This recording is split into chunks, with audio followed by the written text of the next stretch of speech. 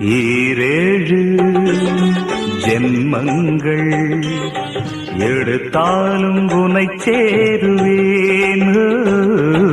வேறாரும் நெருங்காமல் மனவாசல் தன்னை மூடுவே.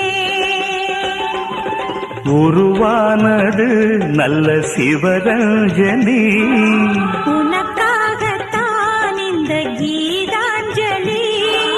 ராகங்களில் ஆலாபனை, மோகங்களின் ஆராதனை.